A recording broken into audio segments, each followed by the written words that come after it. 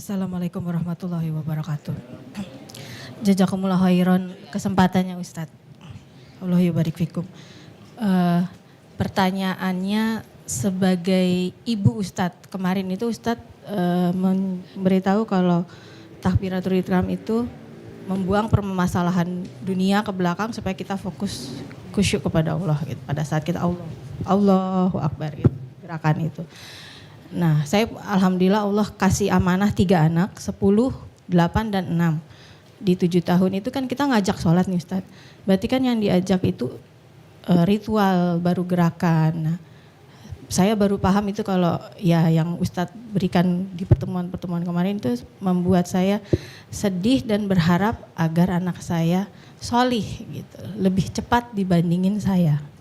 Nah, pada umur berapakah saya harus mengajarkan mereka udah paham gitu loh cara bacaannya, maknanya, terus beberapa pertemuan kemarin itu menurut saya dalam. Nah itu dunia mereka kan anak-anak, apa yang harus saya buang mah misalnya kayak seperti itu. Allahubarakatuh. Baik, terima kasih. Yang pertama izinkan saya ikut mendoakan semoga Anda dan putra-putri tercinta diberikan oleh Allah Subhanahu wa taala kebaikan, kedamaian dan menjawab sesuai harapan-harapan apa yang diinginkan. Pun demikian dengan kita semua yang hadir pada saat ini. Pertama begini, di Quran itu ada narasi-narasi yang indah yang menyampaikan kisah. Misal, pernah dengar kisah Luqman dengan putranya? Ada dialognya? Oke, Quran surah ke-31 tuh ayat 13 sampai 19. Pernah dengar kisah dialog Yusuf dengan bapaknya? Oke? Pernah dengar kisah dialog Ibrahim dengan putranya Ismail? Nah, kalau teman-teman jeli, ketika kita mengeluarkan dialog-dialog itu selalu diksinya berbeda. Diksinya berbeda. Dan perbedaan diksi itu, kalimatnya maksudnya diksi itu, dan ternyata perbedaan pilihan kalimat itu kalau dianalisis lebih dalam, itu ternyata berdasarkan tingkat usia mereka. Berdasarkan tingkat usia mereka. Dibagi oleh Quran, ada usia awal mulai fase tumbuh kembang. Kurang lebih usia 2 sampai dengan 7 tahun. Kurang lebih. Ya karena 0 sampai 2 tahun itu masa-masa pengisian awal untuk indera pendengarannya. Diberikan ASI, banyak dibacain hal-hal yang baik. Itu di Quran surah ke-2 ayat 233. Wal walidatu yurdi'na auladahunna haulaini kamilaini liman arada ayyutimma radha'ah. Paham? Tidak. Hendaklah seorang ibu yang baru melahirkan itu suaminya bantu supaya fokus untuk bisa memberikan ASI terbaik untuk anak. Karena yang paling utama untuk bayi itu kan di ASI itu. Nah, suami diminta oleh Allah untuk memberikan ketenangan pada istri supaya tidak terganggu emosinya saat memberikan ASI. Karena itu diminta, itu indah sekali Quran. Istrimu jangan kau bebani lagi ya. Dia baru lahiran, masih berat. Nih, tugas untuk menyiapkan pakaian kamu kata Allah. Wa 'alal mauludi lahu rizquhunna wa kiswatuhunna. Jadi sebetulnya Bu yang menyiapkan popok itu suami. Bukan istri. Saya masih sempat Pak menyiapkan popok itu. Ya, anak-anak kecil itu saya rasakan betul dan itu indah. Nggak akan terulang lagi di masa dia dewasa kan? Dia kan memandikan, membersihkan, ya. Jadi biarkan istrimu fokus dengan ASI yang dia berikan. Ya, orang ulama hebat kita berkata begini. Rasa beratnya seorang istri yang mengandung itu, ya, sulit, lelah, capeknya itu hilang setengahnya saat dia melihat bayinya. Itu setengahnya. Setengah laginya gimana? Ketika suaminya hadir di sampingnya memberikan ketenangan. Sayang, Masya Allah lihat anaknya, hidungnya mirip kamu ya. Gitu kan? Tapi kok matanya mirip tetangga ya. Misalnya. Itu kalimat-kalimat itu mendamaikan. Oke, itu usia 0 sampai 2 tahun. 2 tahun sampai menjelang balik usia 7. Itu panggilan Qurannya selalu sayang, sayang. Ya bunayya, ya bunayya, ya bunayya. Lihat dialog Luqman alaihissalam dengan anaknya. Ya, idz qala Luqmanu libnihi wa huwa ya'idhuhu ya bunayya. Bunay itu bentuk sayang. Ya, tasgir namanya dari bani bunay. Jadi kalau kita ingin panggil anak dengan panggilan sayang, itu bahasa Arabnya bunay. Tapi tidak harus Anda panggil anak Anda dengan bunay. Ya kan? Bunay sini, bukan, aku kan John gitu kan. Nah, misalnya, enggak.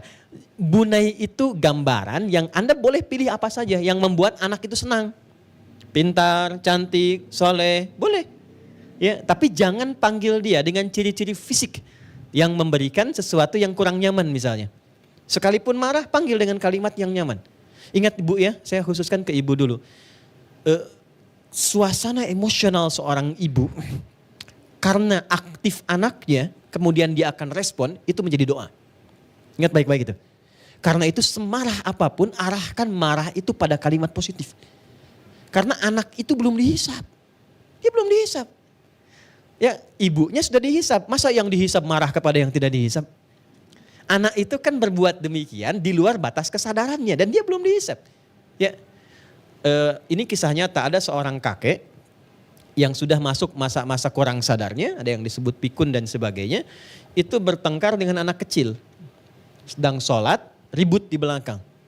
Begitu selesai, keluar kata-kata, dasar anak setan katanya. Ya kan? Sebentar, jangan istighfar dulu. Jangan istighfar dulu. Jadi memang kakek ini memahaminya yang ganggu orang sholat itu setan. Ya kan? Ganggu nih. Keluar, di bawah sadarnya keluar itu. Lalu bapak si anak marah.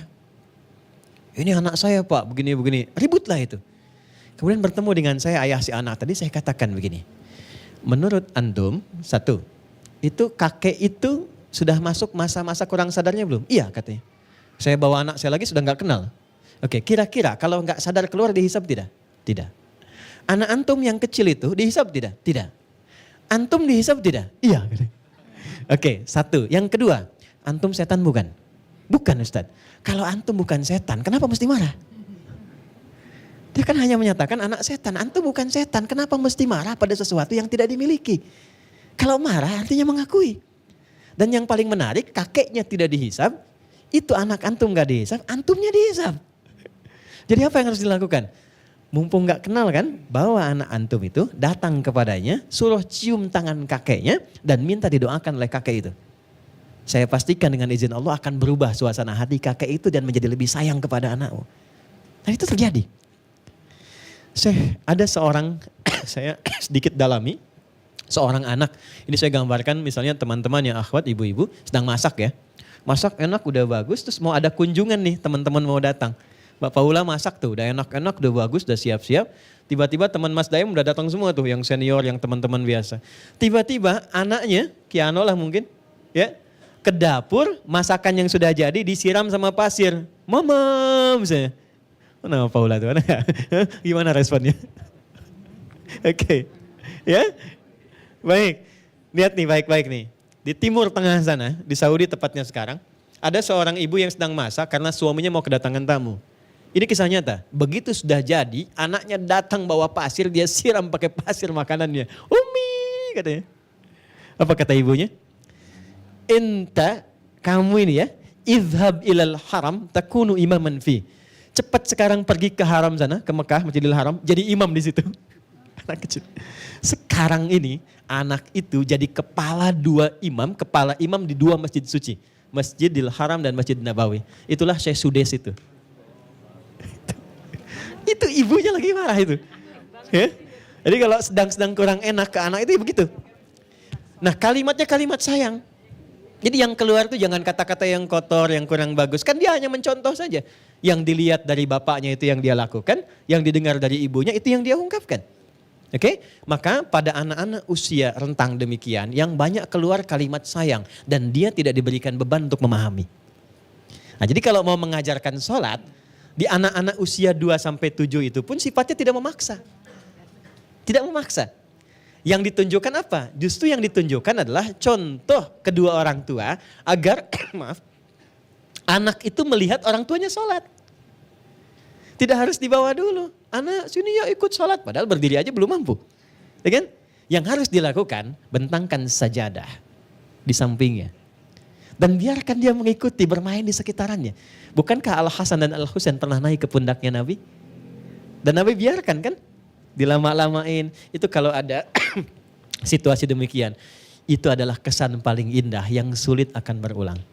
Sebab kalau udah SMA tuh Kiano gak akan naik lagi di pundak antum mas. Oke? Mumpung dia masih sekarang nikmati itu. Dan gak usah marah. Jangan diulang ya, papa gak suka. Gak boleh. Justru yang dilakukan itu berikan dia kebahagiaan. Sehingga dia merasakan kenikmatan di samping orang sholat.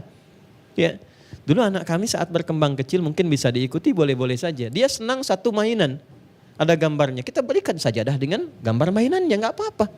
Dulu kan gambar mobil-mobilan ya, sekarang ada McQueen, dulu ada apa tuh, Robocar Poli, ada Heli, ada Poli, ada Embers, ada macam-macam ya, gitu ya. Gitu. Saya hafal, tapi saya nggak terlalu suka ya nontonnya. Tapi nggak apa-apa, saya hafal. Ya, Messi kemarin juga pindah ke Inter Miami, saya hafal. Kemarin menang 3-0, saya hafal tuh ya. Tapi saya nggak nonton. Udah balik lagi sini supaya nyambung. Itu tingkatannya. Jadi kita tidak harus memaksa anak untuk paham, dia ikut saja sudah bagus. Sampai dia merasakan kenikmatan. Pengen ada di samping orang sholat itu. Tapi dalam usia demikian, kalau belum stabil jangan dibawa ke masjid. Ingat ya, jangan dibawa ke masjid. Tapi Hasan Hussein bagaimana? Hasan al-Hussein itu di samping Nabi, nggak pernah berada di samping Abu Bakar. Pernah nggak dengar kisah Hasan Hussein lari-lari ke sapnya Umar? Nggak ada, cuman di sekitarannya aja kan. Kalau kita sudah bisa kondisikan silakan bawa. Jadi anak tidak dituntut untuk memahami, anakku ini takbir ini maknanya begini. Buang urusan dunia ke belakang. Isi anak-anak kepalanya dunia semua. Ketika dibuang dia tidak menjadi anak-anak. Oke, naik lagi. Ketika levelnya naik 7 sampai ke menjelang balik dia, maka ini menarik. Psikologi Quran mengajarkan mulai datangkan perintah. Sayangnya dikurangi perintah masuk. Sekarang mungkin kelas 4, 5, 6 SD karena lebih cepat baliknya anak-anak sekarang. Dulu SMP, sekarang sudah mungkin 5 SD lah.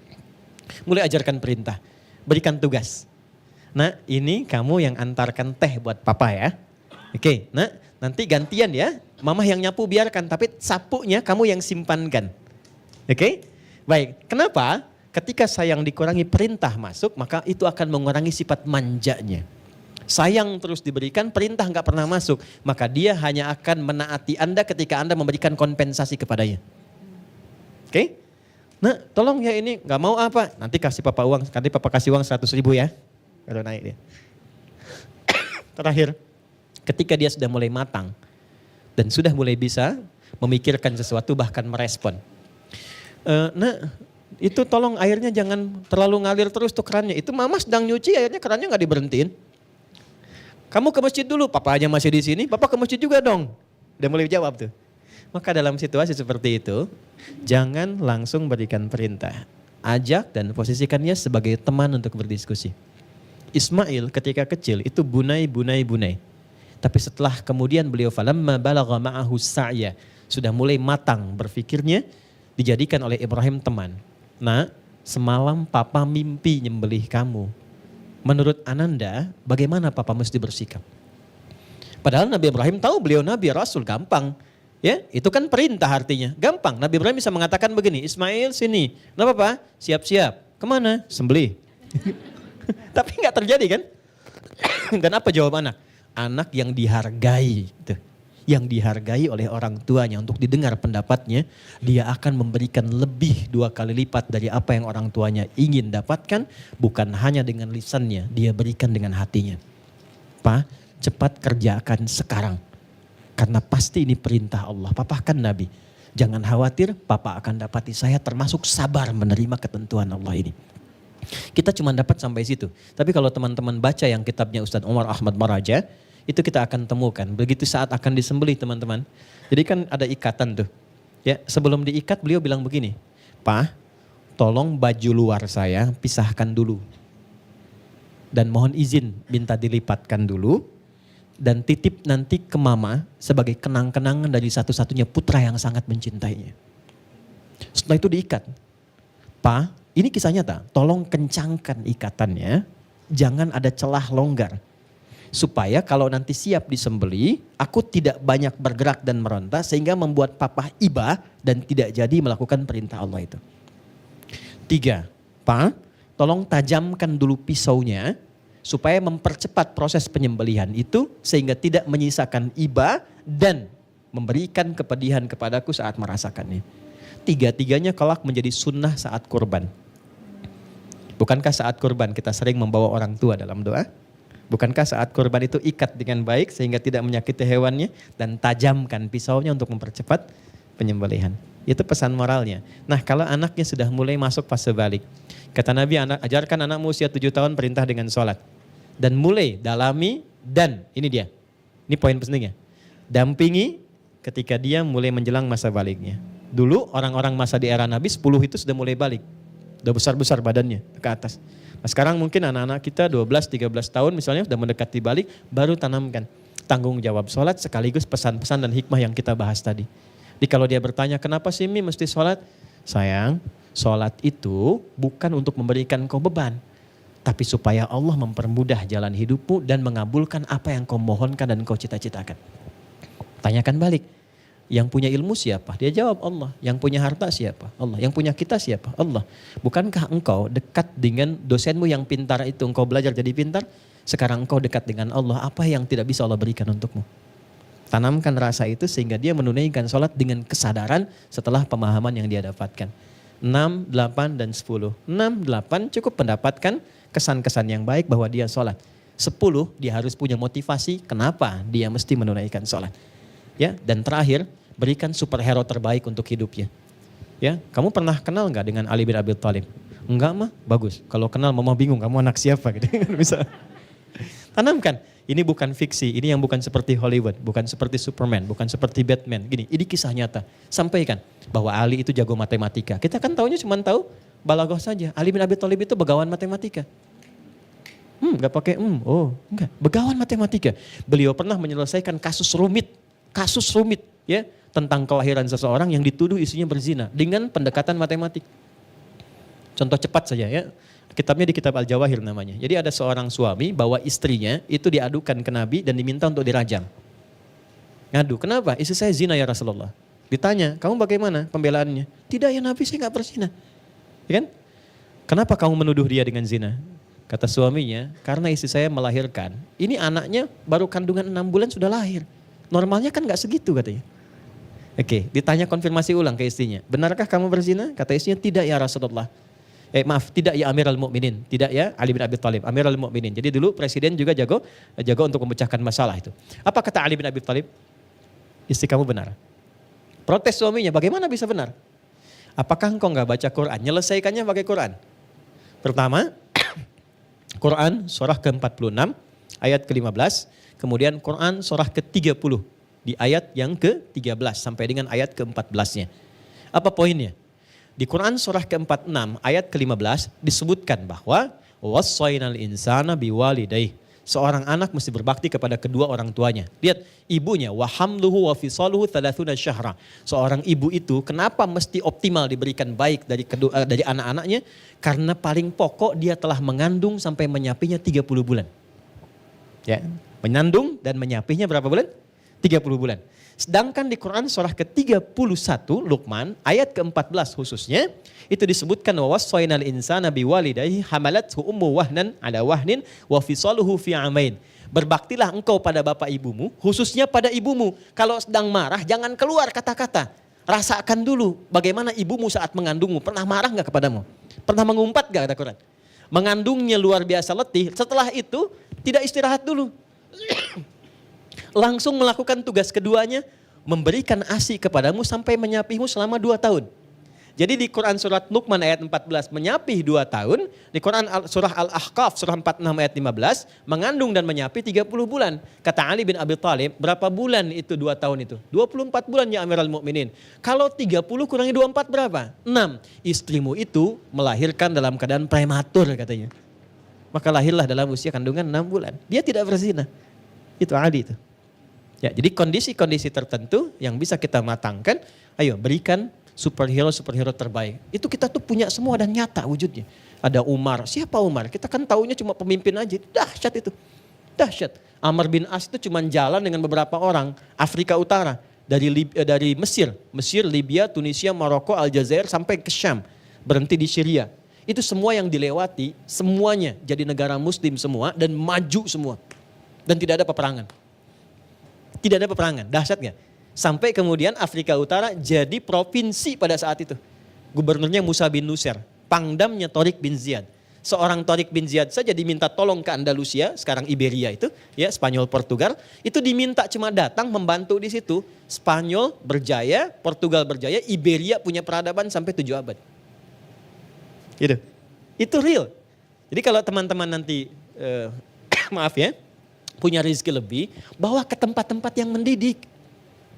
Pertama mendidik iman. Sebelum nggak dilarang, silahkan. Di Quran tuh ada ayat jalan-jalan, boleh. Tuh kapan-kapan kita bikin kajian tuh refreshing sambil keluar, bawa keluarga ya tahajud bareng-bareng, nanti diskusi ngobrol. Silahkan jalan-jalan kata Quran. Silahkan. Anda silahkan mau keluar negeri silahkan. Tapi di antara sekian tempat tuh cari tempat yang mendidik. Pertama mendidik iman. Kalau bisa bawa dulu ke Mekah, ke Madinah sebelum keluar yang lain supaya jiwanya tertanam kuat. Ya. Moralnya stabil, emosionalnya tetap, hatinya tenang. Setelah itu silahkan kemanapun. Nah, cari tempat yang memberikan kecerahan intelektual kepadanya. Untuk motivasi. Ke Spanyol menemukan ini, menemukan itu misalnya. Ya, ke Turki lihat ini, lihat itu. Silahkan. Setelah itu buka yang lebih jauh lagi supaya dia dapat pengalaman yang utuh. Jadi jawaban singkatnya adalah tidak ada ketentuan yang mewajibkan seorang anak yang menjelang balik itu harus mendapatkan pemahaman. Cukup dia senang dengan sholat, dia mengikuti sholat dan menunaikan sholat dalam usianya itu sudah tinggi di hadapan Allah. Karena kalau sebelum balik dia sholat pun belum menerima apa-apa karena belum dihisab. Tapi manfaatnya apa? Manfaatnya latihan itu akan membentuk karakter yang menjadikan dia baik saat dia tumbuh dewasa. Itu rahasianya kenapa yang pertama kali dilakukan untuk mendidik anak sholat bukan yang lain. Kata Nabi usia 7 tahun sholat. 10 tahun dampingi dia dengan tegas untuk menunaikan sholat. Apa rahasianya? Supaya dia tumbuh baik saat dia dewasanya dan didekatkan dengan Allah Subhanahu wa taala. Orang kita sudah advance, anak TK kita tuh. TK sudah manasik dia.